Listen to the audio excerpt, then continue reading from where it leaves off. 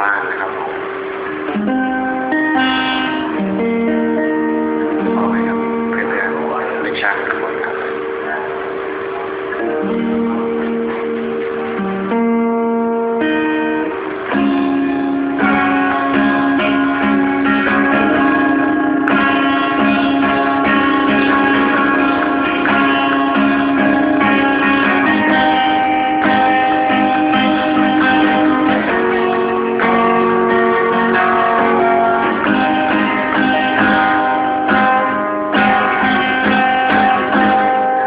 ไม่ต้องมาล้อ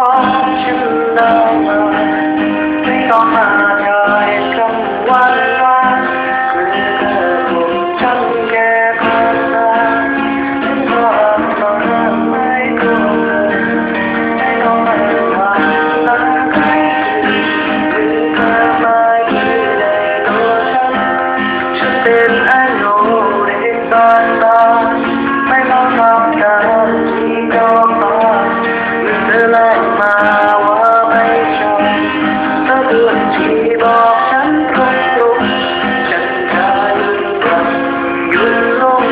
ยอมสุขค่าตาผ่าน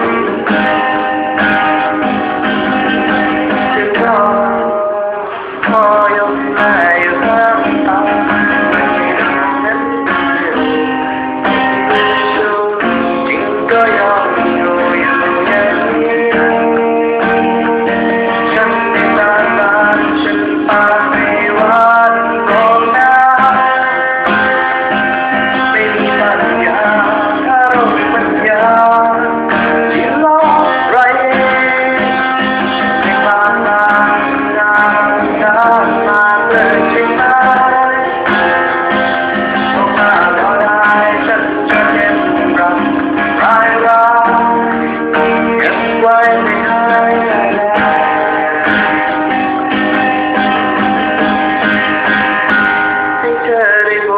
คนที่